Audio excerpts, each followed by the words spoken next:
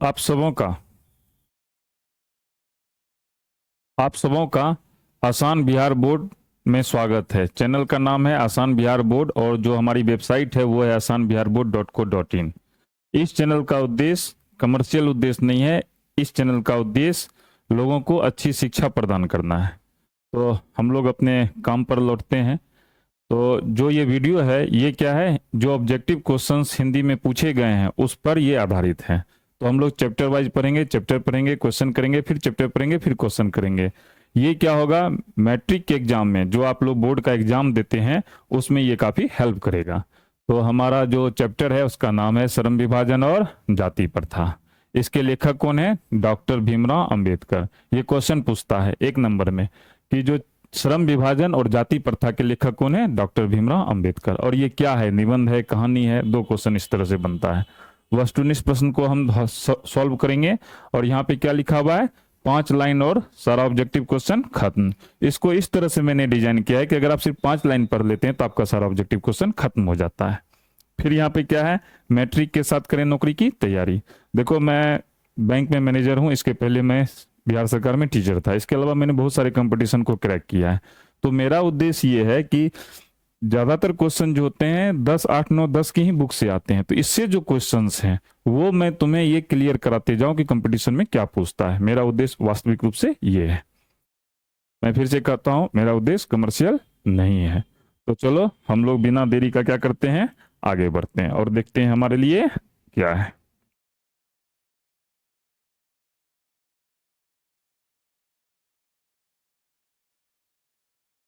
तो हम लोग आगे बढ़ते हैं।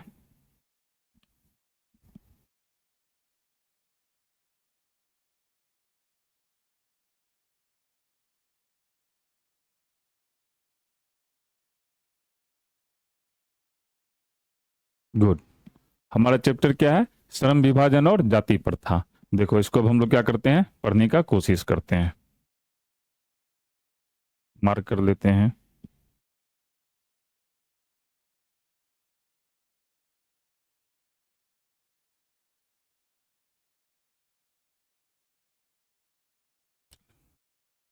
देखो श्रम विभाजन और जाति प्रथा। हमारा जो देश है वो क्या है, जातियों में, धर्मों में, कई चीजों में बटा हुआ है। और इसके लेखक कौन है? डॉक्टर भीमराव अंबेडकर। पहला क्वेश्चन यहां से यही पूछेगा, श्रम विभाजन और जाति प्रथा के लेखक कौन है? तो पहला क्वेश्चन का आंसर होगा डॉक्टर भीमराव अंबेडकर। अभी हम लोग प्रश्न भी बनाएंगे। तो चलो इसको पढ़ते हैं। मैंने 5 लाइन कहा था, 1, 2, 3, 4 और 5। इस 5 लाइन में सारा चीज खत्म हो जाता है।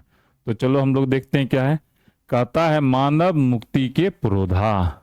चीजों को समझो, मानव मुक्ति के पुरोधा। अगर हम चीजों को समझ जाते हैं तो हमारे लिए क्वेश्चन बनाना आसान हो जाता है। मानव को मुक्ति दिए। अब देखो क्या है, रिजर्वेशन है। आज सभी जाति को रिजर्वेशन है, फॉरवर्डों को भी रिजर्वेशन है, ईडब्ल्यूएस करके।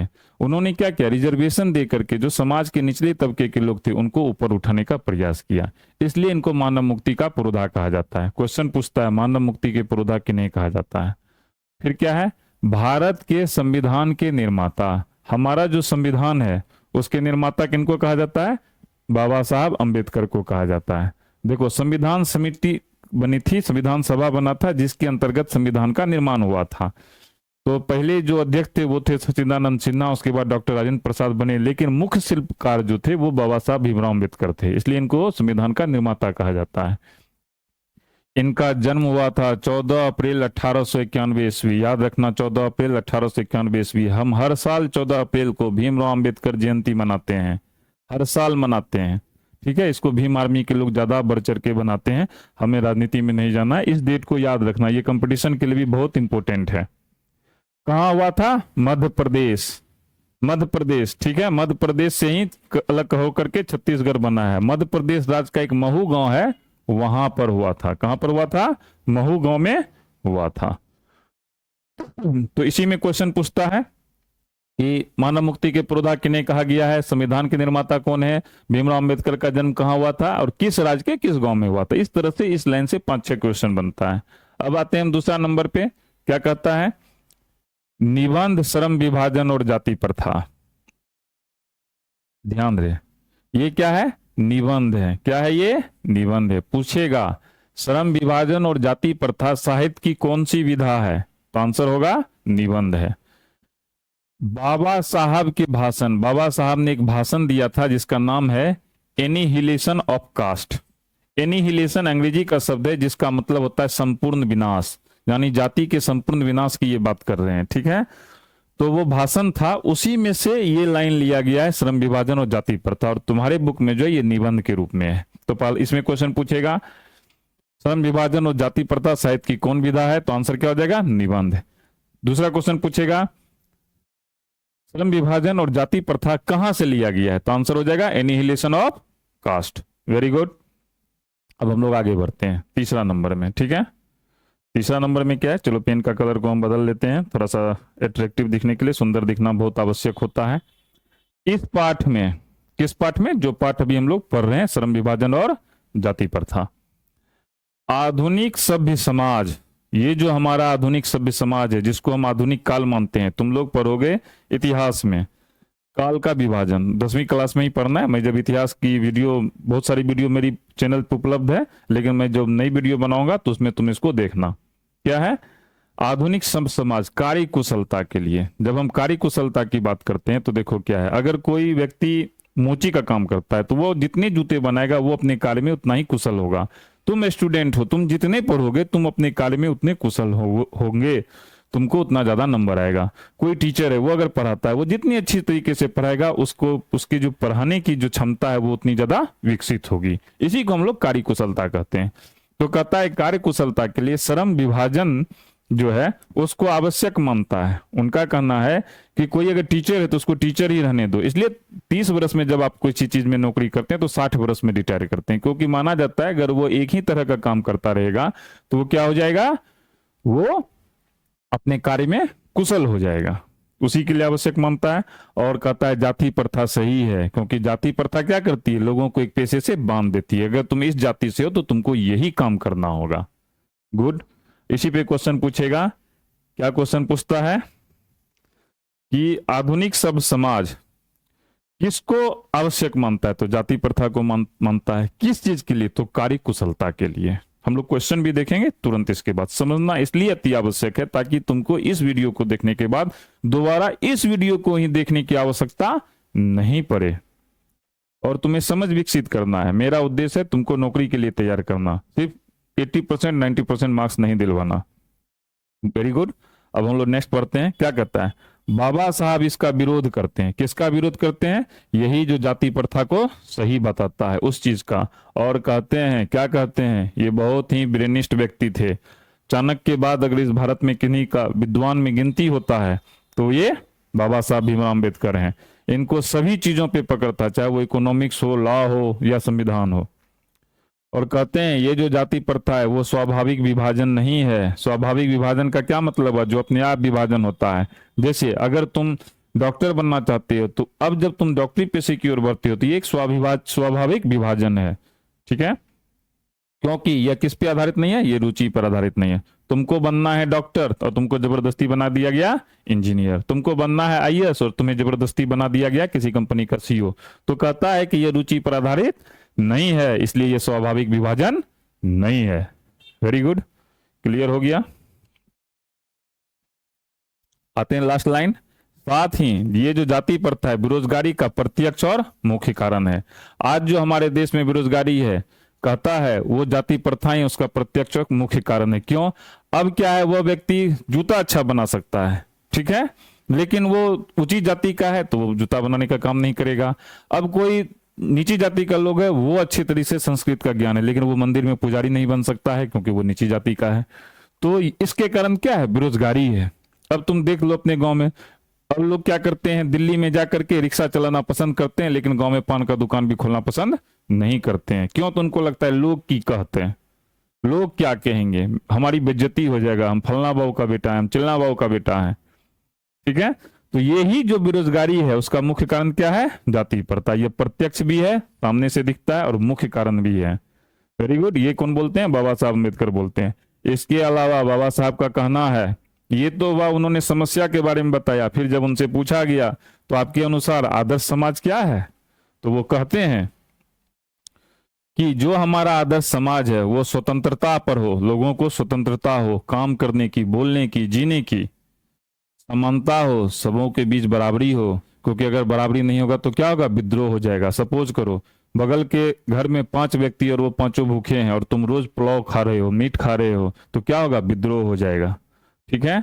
और मातृत्व पर आधारित हो, मातृत्व क्यों बोला, माँ जो होता है प्रेम की मूर्ति होती है, इसलिए कहा मातृत्व पर आधारित होना चाहिए। तुम्हारा चैप्टर समाप्त हो गया। अब हम लोग क्या करेंगे, अब हम लोग प्रश्न को सॉल्व करेंगे, इससे बाहर प्रश्न नहीं होगा। ठीक है। अब हम लोग आगे बढ़ते हैं और देखते हैं क्या है हमारे लिए। ठीक है, वेरी गुड। ये क्या है, ये आसान Bihar board dot co dot in जो है, ये आसान बिहार, एक मिनट, वेरी गुड, गुड। अब ये क्या है, आसान Bihar board dot co dot in एक वेबसाइट है जो मेरे द्वारा डिजाइन की गई है। देखो ये मैंने खुद बनाया है। ठीक है, पावर ऑटोमेट की सहायता से बनाया है। किसकी सहायता से बनाया है, पावर, सॉरी किसकी सहायता से बनाया है, पावर ऑटोमेट की सहायता से बनाया है। ठीक है, पावर ऑटोमेट, ये आर्टिफिशियल इंटेलिजेंस नया यूनिट नया लॉन्च हुआ है, मैंने इसको सीखा है। तुम यहाँ पर जा करके टेस्ट दे सकते हो। ठीक है, जो मैं पढ़ाऊंगा उसकी तुम टेस्ट दे सकते हो। ठीक है, आगे बढ़ते हैं। ये जब तुम मोबाइल पे जाओगे तो ये तुमको इस तरह का दिखेगा, लैपटॉप पे उस तरह से दिखेगा और मोबाइल पे इस तरह से दिखेगा। तो जो वहां तुम टेस्ट दोगे उसी चीज को मैं यहाँ सॉल्व करने जा रहा हूँ पीपीटी पे, पावर पॉइंट पे। वेरी गुड है, आगे बढ़ते हैं। ठीक है, तुम लोग क्वेश्चन पे ध्यान दो। क्वेश्चन क्या है, भारत में जाति प्रथा का मुख्य कारण क्या है, क्वेश्चन है। ठीक है, एक मिनट,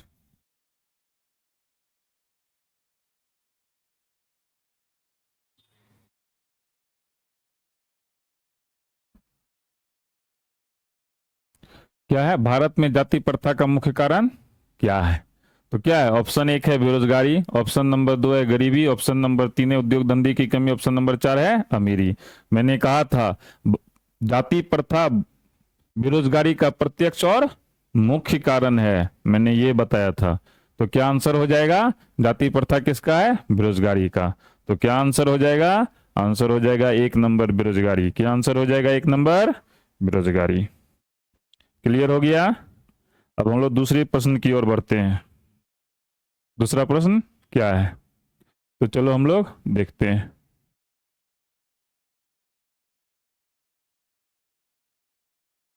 मानव मुक्ति के पुरोधा किसे कहा गया है, मानव मुक्ति के पुरोधा किसे कहा गया है। तो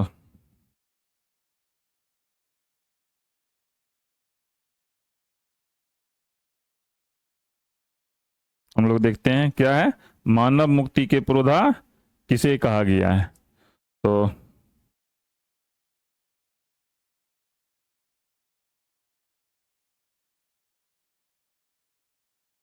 पहला है नलिन विलोचन शर्मा, दूसरा है यतीन्द्र मिश्र, तीसरा है भीमराव अंबेडकर और चौथा है अमरकांत।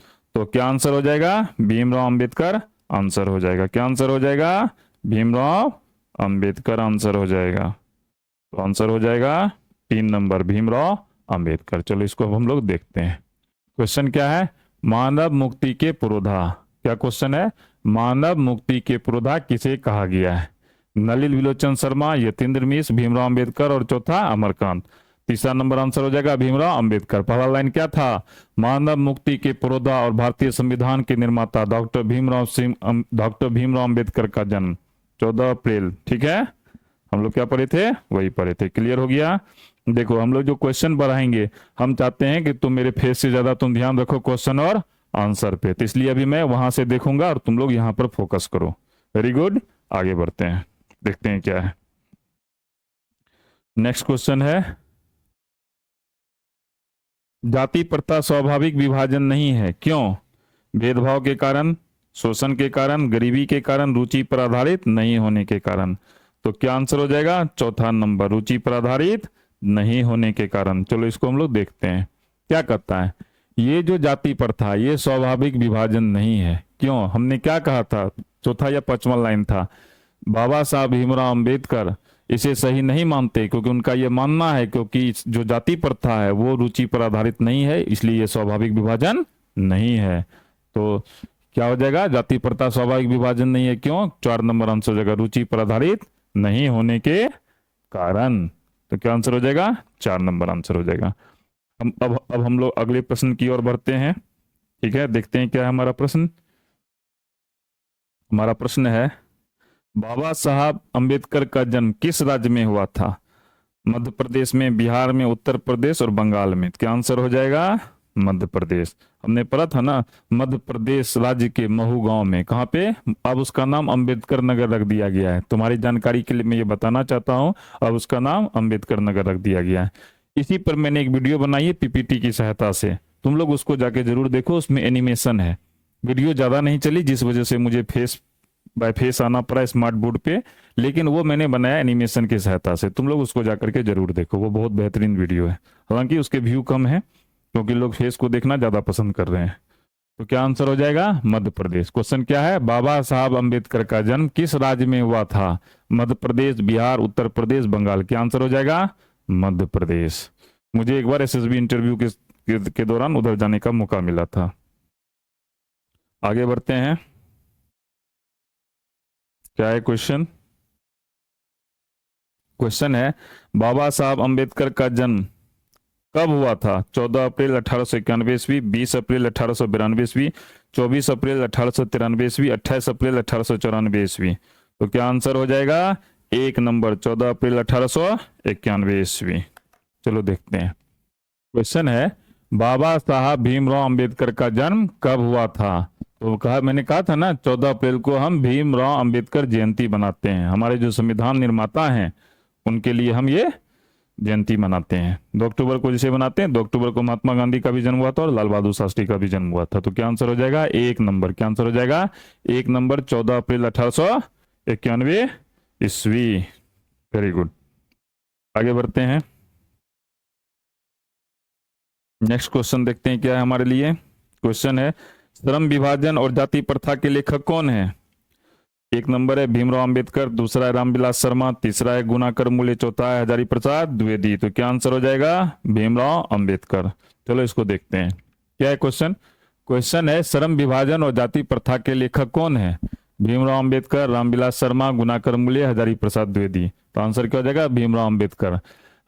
श्रम विभाजन और जाति प्रथा एक निबंध है जो कि भाषण एनिहिलेशन ऑफ कास्ट से का संपादित अंश है। मैंने इस चीज को लिखा है, तो ये निबंध है और किससे लिया गया है, एनिहिलेशन ऑफ कास्ट से लिया गया। ये आगे तुमको भी पूछेगा। तो चलो आगे हम नेक्स्ट क्वेश्चन की ओर आगे बढ़ते हैं, देखते हैं हमारे लिए क्या है। तो हमारे लिए है, आदर्श समाज स्वतंत्रता, समानता, मातृत्व पर आधारित होगा, किसने कहा था? तो क्या आंसर हो जाएगा, भीमराव अंबेडकर ने कहा था। क्या आंसर हो जाएगा, भीमराव अंबेडकर ने कहा था। लास्ट लाइन था ना, उनके अनुसार उन्होंने इस चीज का विरोध किया था और क्या कहा था, आदर्श समाज जो होगा वो स्वतंत्रता, समानता और बंधुत्व पर आधारित होगा। क्या आंसर हो जाएगा, 2 नंबर आंसर हो जाएगा, भीमराव अंबेडकर। कितना नंबर आंसर हो जाएगा, ये जो है 2 number, Bhimrao Ambedkar, answer number 2। Very good. आगे बढ़ते हैं। देखो तुम लोग टेस्ट देना asanbiharboard.co.in पे जाकर के, तभी तुम्हारी तैयारी पुख्ता होगी। भारत में बेरोजगारी का मुख्य कारण है जाति प्रथा, दहेज प्रथा, अशिक्षा, भ्रष्टाचार। तो क्या हो जाएगा आंसर, आंसर हो जाएगा जाति प्रथा। Very good. क्या आंसर हो जाएगा, जाति प्रथा। भारत में बेरोजगारी का मुख्य कारण क्या है? मैंने कहा था ना, मैंने लाइन लिखा है, जाति प्रथा, उनके अनुसार जाति प्रथा बेरोजगारी का प्रत्यक्ष एवं मुख्य कारण है। Very good. क्या आंसर हो जाएगा, आंसर हो जाएगा 1 नंबर, जाति प्रथा। क्या आंसर हो जाएगा, 1 नंबर, जाति प्रथा। भारत में बेरोजगारी का मुख्य कारण क्या है, जाति प्रथा। ठीक है, देखो बकवास की बातें नहीं करना है, केवल पढ़ाई करना है। ठीक है, इसलिए मैं बकवास नहीं कर रहा हूं, सिर्फ पढ़ाई पर ध्यान दे रहा हूं। ठीक है, क्वेश्चन है, भारत में बेरोजगारी के एक प्रमुख और प्रत्यक्ष कारण क्या है, जाति प्रथा। एक ही क्वेश्चन है जो 2 तरीके से पूछा गया है। देखो कभी कभी क्या होता है, हमने इसलिए 5 लाइनें लिखी, अब कान को मुझे ऐसे पकड़ना है या इसी चीज को इधर से घुमा के पकड़ना है, या ऐसे पकड़ना है या ऐसे पकड़ना है, चाहे ऐसे पकड़ना है। एक ही चीज है, उसको कई तरीके से पकड़ना है। तो एक ही लाइन था, उसी को कई तरीके से पूछा गया। क्या भारत में बेरोजगारी का एक प्रमुख और प्रत्यक्ष कारण क्या है? क्या आंसर हो जाएगा, 3 नंबर हो जाएगा आंसर। क्या हो जाएगा, जाति प्रथा। Very good. आगे बढ़ते हैं। क्या है? आधुनिक सभ्य समाज श्रम विभाजन को आवश्यक क्यों मानता है? कार्यकुशलता के लिए, भाईचारा के लिए, रूढ़िवादिता के लिए, इनमें से कोई नहीं। क्या आंसर हो जाएगा? कार्यकुशलता के लिए। मैंने कहा था आधुनिक समाज श्रम विभाजन को आवश्यक मानता है कार्यकुशलता के लिए। किस लिए? कार्यकुशलता के लिए। तो वही चीज है, आधुनिक सभ्य समाज श्रम विभाजन को आवश्यक क्यों मानता है? कार्यकुशलता के लिए। 1 नंबर आंसर हो जाएगा। और बाबा साहब भीमराव अम्बेडकर इस चीज का विरोध करते हैं और वो कहते हैं जाति प्रथा स्वाभाविक विभाजन नहीं है। क्यों? क्योंकि ये रुचि पर आधारित नहीं है। Very good. अब हम लोग आगे बढ़ते हैं, देखते हैं क्या है क्वेश्चन। क्वेश्चन है श्रम विभाजन और जाति प्रथा पाठ बाबा साहब के किस भाषण का संपादित अंश है? तो क्या हो जाएगा? Annihilation of caste. दो, 3 नंबर आंसर हो जाएगा। देखो मैंने कहा था ना, निबंध है। जाति प्रथा और क्या है? श्रम विभाजन और जाति प्रथा क्या? निबंध है। ये कहां से लिया गया था? तो मैंने बताया था एनिहिलेशन ऑफ कास्ट का ये संपादित अंश है और ये भाषण है। भीमराव अम्बेडकर, जब ये बहुत अच्छी बुक है एनिहिलेशन ऑफ कास्ट, अंग्रेजी का शब्द है एनिहिलेशन। ठीक है, अंग्रेजी जब मैं पढ़ाऊंगा तो इन सभी चीजों को भी बताऊंगा। मेरा उद्देश्य है 10 क्लास के बाद तुम्हें नौकरी के लिए इधर उधर भटकना नहीं पड़े। वेरी गुड, आगे बढ़ते हैं। भारतीय संविधान का निर्माता किसे कहा गया है? मैक्स मुलर को, महात्मा गांधी को, भीमराव अम्बेडकर को, बिरजू महाराज को। किसको कहा गया है? भीमराव अम्बेडकर को। देखो, जब हमारा देश 1946 में अंग्रेजों का गुलाम था तो अंग्रेजों का कहना था कि भारतीयों को ज्ञान की कमी है, जबकि ऐसा नहीं था। नालंदा विश्वविद्यालय हमारे यहाँ उस समय से था जिसमें कहीं किताबें नहीं थी। तो उनका कहना था ये चलाएंगे कैसे इस देश को? तो इस देश को चलाने के लिए, और ये हमारा देश कई जातियों, कई धर्मों, बहुत अलग अलग चीजों में विभिन्नताओं का देश है, तो चलाने के लिए आवश्यकता सभी लोग मिल बैठ करके एक मसौदा तैयार करे, एक कानून बनाए। तो संविधान सभा का गठन किया गया। उसके पहले अध्यक्ष थे, कंपटीशन में बहुत बार पूछता है, डॉक्टर सच्चिदानंद सिन्हा। फिर डॉक्टर राजेंद्र प्रसाद बने। लेकिन जो मुख्य वास्तुकार थे, जो शिल्पकार थे, वो कौन थे? भीमराव अम्बेडकर। इसलिए इनको भारत संविधान का निर्माता कहा जाता है। ठीक है, किसी को इतना ज्ञान नहीं था जितना ज्ञान इनको था। ठीक है, तो क्या आंसर हो जाएगा? भीमराव अम्बेडकर। भारतीय संविधान का निर्माता किसे कहा गया? भीमराव अम्बेडकर को। Very good. अब हम लोग क्या करते हैं? अब हमारा काम खत्म हो गया। अब हम लोग चैप्टर 1 समाप्त कर लिया। अब हम लोग चैप्टर 2 में एंट्री कर रहे हैं। किसमें एंट्री कर रहे हैं? चैप्टर 2 में एंट्री कर रहे हैं। तो ध्यान से पढ़ो, मेरे ख्याल से चैप्टर 1 समाप्त हो गया है। अब हम लोग चैप्टर 2 में है। ठीक है, विष के दांत। क्या है? विष के दांत। चलो इसको देखते हैं थोड़ा सा, ये विष के दांत है क्या।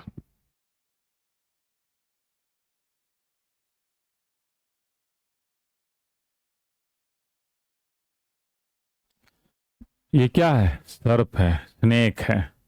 ठीक है, कोई ऐसा व्यक्ति है जो सांप की तरह विष उगालता है, उसके दांत की बात हो रही है। विष के दांत। विष किसको होता है? स्नेक होता है। जब व्यक्ति होगा तो कोई व्यक्ति होगा जिसकी जो चरित्र की जो प्रकृति होगी वो सर्प से मेल खाती होगी, स्नेक से। ठीक है, वस्तुनिष्ठ प्रश्न को ही हम लोग मुख्य रूप से ध्यान देखेंगे। और क्या है? सिर्फ 7 लाइन। हमने कोशिश किया 7 लाइन में ही बातों को लिखें ताकि तुम्हारे दिमाग में याद रहे। ज्यादा बात लिखने से कोई फायदा नहीं है, और उसी में से मैंने सारे क्वेश्चन को डालने का प्रयास किया है। तो चलो हम लोग इसको देखते हैं क्या है।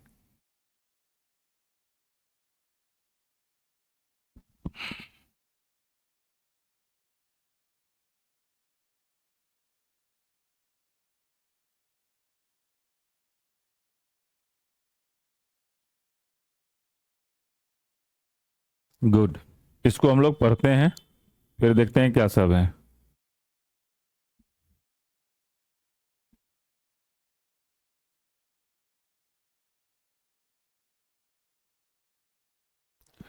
कहता है कहानी विष के दांत। देखो एक एक लाइन को समझो, इसमें एक भी शब्द फालतू नहीं है और एक भी लाइन फालतू नहीं है। ठीक है, ये चीज हम लिखते हैं विष के दांत एक कहानी है, उससे बढ़िया है मैंने लिखा कहानी विष के दांत।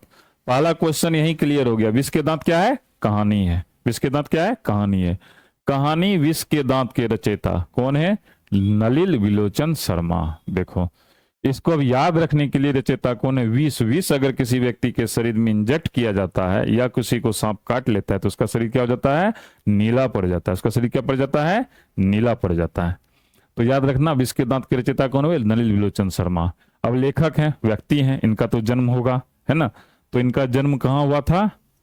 जन्म कब हुआ था? 1916 ईस्वी में हुआ था। जो जरूरी है कहाँ हुआ था उसको मैंने नहीं लिखा, क्योंकि उससे क्वेश्चन नहीं पूछा गया। कब हुआ है वो जरूर पूछा गया, 1916 ईस्वी। ठीक है, इसको याद रखना। और इंटरनेट में खोजना 1916 ईस्वी क्यों भारतीय स्वतंत्रता संग्राम में महत्वपूर्ण है। ये तुम लोग के लिए होमवर्क रहा, अगर ज्यादा करना है तो। यह कहानी, कौन कहानी? विष के दांत।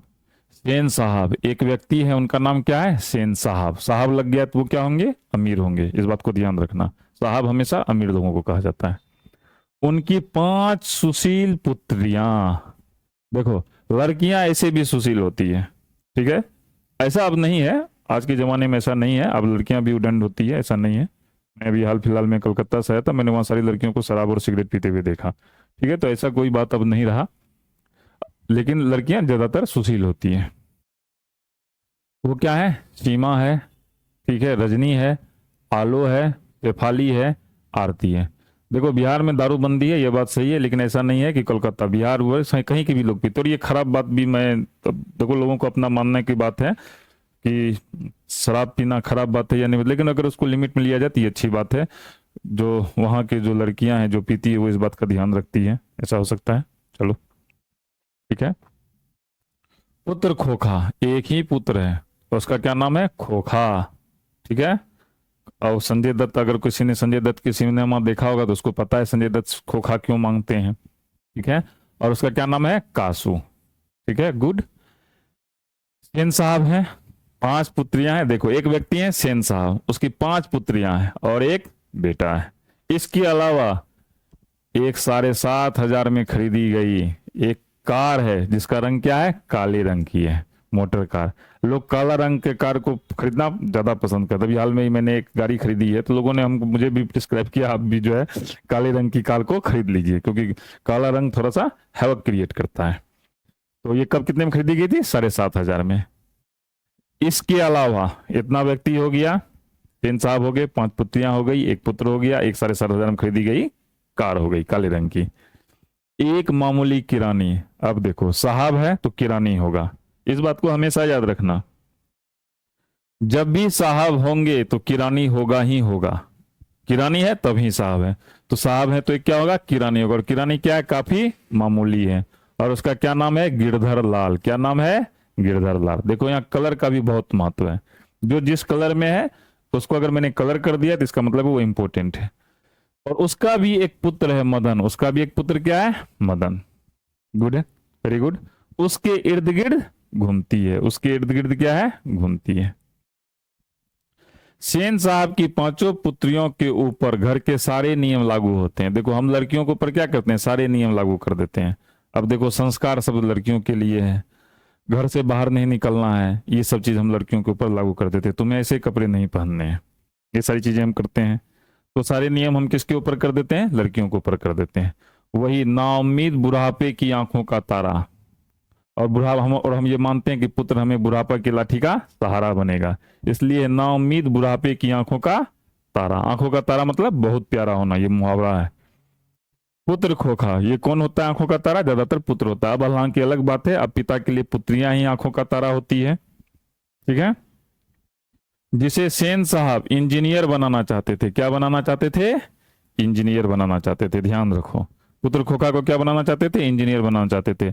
सेन साहब ने सिद्धांतों को भी बदल दिया था। पुत्रियों के लिए जितने सिद्धांत थे, पुत्र पर एक भी सिद्धांत लागू नहीं होता था, उसको इन्होंने बदल दिया था, ठीक है। अब आगे बढ़ते हैं, देखते हैं क्या है।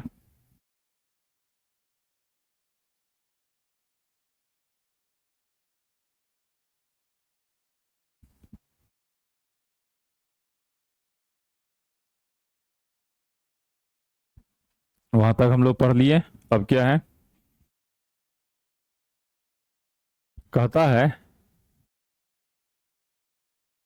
जहां तक मोटर कार का सवाल है, अब जो 7,500 रुपया में जो काले रंग की जो खरीदी गई कार है उसका सवाल है, तो कहता है उस मोटर को अगर खतरा है तो किससे है? पुत्र खोखा से है, क्योंकि बदमाश तो यही है, बेटियां तो सुशील और सज्जन है। कहता है एक दिन गिरधर लाल क्या है? एक मामूली किरानी है, उसका पुत्र क्या है? मदन ने। अब देखो, साहब की कार थी तो किरानी का बच्चा उसको देखना चाहता था वो कैसी कार है, तो उसने क्या किया? कार को छूने की कोशिश की। तो क्या होता है, जब हमारे पास कोई महंगी वस्तु होती है और कोई उसको छूने का कोशिश करता है तो हम उसे छूने नहीं देना चाहते हैं, हमें लगता है वो उसको तोड़ देगा। तो बिल्कुल वैसा ही हुआ। तो सेन साहब क्या बोले, सेन साहब ने गिरधर को बुलाया, किरानी को बुलाया और उसको डांटा फटा होगा। ठीक है, मदन के बारे में कहता है, उसका जो पुत्र है उसके बारे में, देखो ऐसे ही लड़के, तुम्हारा जो लड़का है यही आगे चलकर गुंडा, चोर और मवाली बनते हैं। जब उसको छुआ तो बिना पूछ के छुआ होगा, तो जो बिना पूछ के छुआ होगा तो इसलिए कह दिया। अब कहा होगा तो क्या होगा, उसको पूरा मार पड़ा होगा। obvious बात है, रे तुम साहब का गाड़ी छूने का कोशिश किया, क्यों छुआ, मेरी बेइज्जती हो गई, साहब हैं देखो मुझे दिक्कत हो गया, फिर उसको क्या हुआ, मार पड़ा। जिस कारण क्या हुआ, रात भर, पूरी रात भर मदन को क्या हुआ, मार पड़ी। उसके कुछ दिन बाद मार पड़ गया तो मदन को भी गुस्सा आया, बदला लेना है इसके पुत्र से, मुझे इसने मार खिलवाया है। एक दिन क्या हुआ, गली में खेलने के दौरान, अब देखो गली में मदन खेलेगा, गरीब का बच्चा है गली में ही खेलेगा, खोखा ने मदन के ऊपर हाथ छोड़ दिया। तो खोखा आया, बोला हमको भी खेलने दो, लेकिन मदन मना किया, तो खोखा जो है मदन पर हाथ छोड़ दिया। बड़ा बाप का बच्चा था, बिगड़ा हुआ था, तो उसने मदन पर हाथ छोड़ दिया। लेकिन फिर क्या था, गली में खेलता था मदन, गरीब का बच्चा था लेकिन मजबूत था। उसने क्या किया, मदन ने खोखा के दो दो दांत तोड़ दिए, और यही विष का दांत है, और यही विष का दांत है, जिस पर मदन के पिता प्रसन्न हुए। लेकिन अब उल्टा हो गया, पहले तो उसको मार लगा जब उकार छुआ, लेकिन जब उसको तोड़ दिया उसके दोनों दांतों को, तो मदन के पिता क्या हो गए, काफी प्रसन्न हो गए।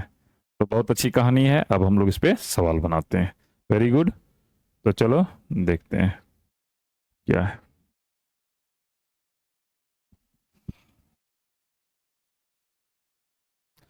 लैपटॉप पे जब तुम टेस्ट देने के लिए जाओगे तो इस तरह का लैपटॉप पे हमारा दिखेगा, asanbiharboard.co.in पे, और जब तुम मोबाइल पर देने जाओगे तो इस तरह का दिखेगा। ठीक है, अब हम लोग प्रश्न को सॉल्व करते हैं। ठीक है, पहला क्वेश्चन है, विष के दांत शीर्षक पाठ की विधा है, निबंध, कहानी, रेखाचित्र और डायरी। तो क्या है, कहानी। क्या आंसर हो जाएगा, कहानी। मैंने कहा था ना, कहानी विष के दांत के रचयिता नलिन विलोचन शर्मा का जन्म, तो 2 नंबर आंसर हो जाएगा। क्या आंसर हो जाएगा, 2 नंबर, कहानी। आगे बढ़ते हैं, देखते हैं क्या प्रश्न। प्रश्न है, मदन के लिए क्या खाना मामूली बात थी, तो आंसर हो जाएगा मार। क्या मार क्या था, मदन के लिए क्या खाना मामूली बात थी, दुत्कार, प्यार, मार और फटकार। हमने उसको देखा था कि मदन ने जब उसको छूने की कोशिश की तो मदन को दिन भर मार पड़ी, रात भर मार पड़ी रात में। ठीक है, तो मदन के लिए ये सब मामूली बात था, गरीब का बच्चा था, उसको कोई पीट सकता था, कोई तो नहीं पीटता था, पिता पीटते थे, तो मदन के लिए क्या था, मामूली बात थी। वेरी गुड, आगे बढ़ते हैं। नलिन विलोचन शर्मा द्वारा लिखित निम्न में से कौन है, तो आंसर हो जाएगा विष के दांत। क्या आंसर हो जाएगा, विष के दांत। हम बोले थे ना, याद रखना, अगर विष किसी व्यक्ति के शरीर में चला जाए तो उसका शरीर क्या हो जाएगा, नीला पड़ जाएगा, तो इसलिए क्या हो जाएगा, 3 नंबर, विष के दांत। नलिन विलोचन शर्मा द्वारा लिखित कहानी निम्न में से कौन है, विष के दांत। ठीक है, 1 मिनट मैं देख लूं।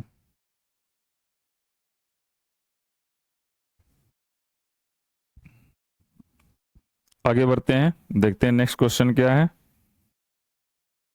विष के दांत कहानी के रचयिता कौन है, सेम क्वेश्चन है, आंसर क्या हो जाएगा, नलिन विलोचन शर्मा। एक ही क्वेश्चन है जिसको 2 तरीके से लिखा गया है। आगे बढ़ते हैं, देखते हैं क्या क्वेश्चन। सीमा, रजनी, आलो, शेफाली, आरती, पालो किसकी बहनें थी, तो आंसर हो जाएगा खोखा की। हम बोले थे ना, सेन साहब उनकी 5 पुत्रियां, सीमा 1 है, रजनी दूसरी नंबर की है, आलो तीसरी नंबर की है, शेफाली चौथे नंबर की, आरती 5वें नंबर की। ये सब किसकी बहनें थी, तो ये सब बहनें थी खोखा की, जिसका दूसरा नाम क्या था, कासू। क्या नाम था, कासू। आगे बढ़ते हैं।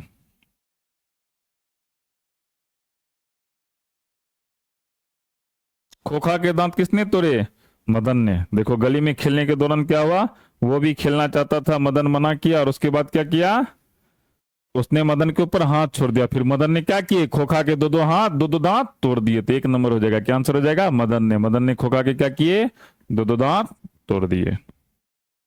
आगे बढ़ते हैं। नलिन विलोचन शर्मा का जन्म हुआ था किस ईस्वी में, 1916 ईस्वी में। कब हुआ था, 1916 1916 ईस्वी में। ललित विलोचन शर्मा का जन्म कब हुआ था? 1916 ईस्वी में हुआ था। वेरी गुड, बहुत तेज है तुम लोग, वो तो पता ही नहीं था। सेन साहब की कार की कीमत क्या है? जल्दी से क्या आंसर हो जाएगा?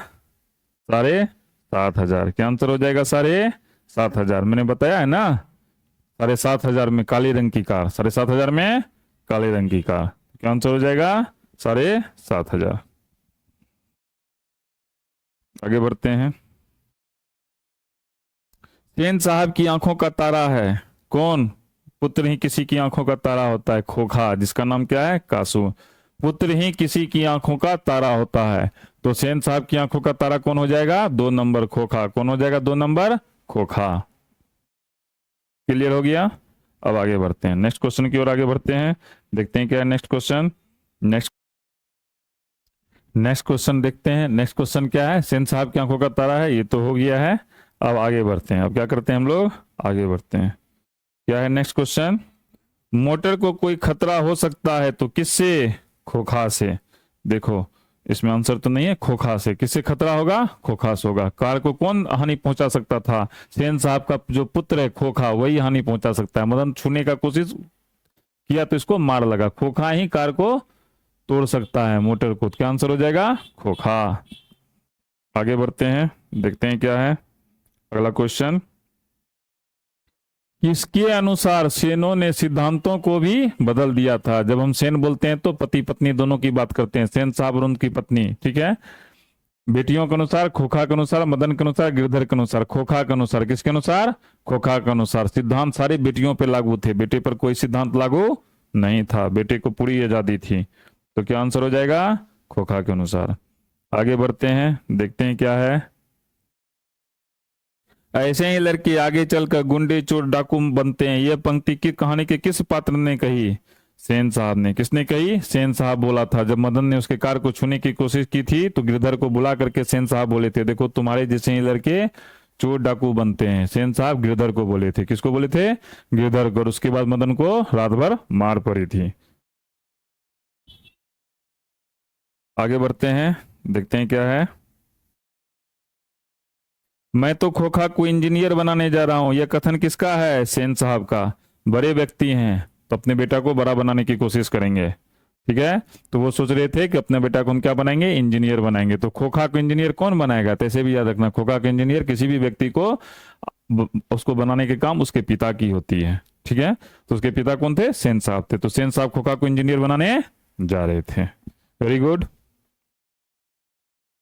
आगे बढ़ते हैं और देखते हैं। सेन साहब की 5 लड़कियां कैसी थी? सेन साहब थे तो उनकी 5 लड़कियां कैसी थी? उदंड, नासमझ, मूर्ख और सुशील। क्या आंसर हो जाएगा?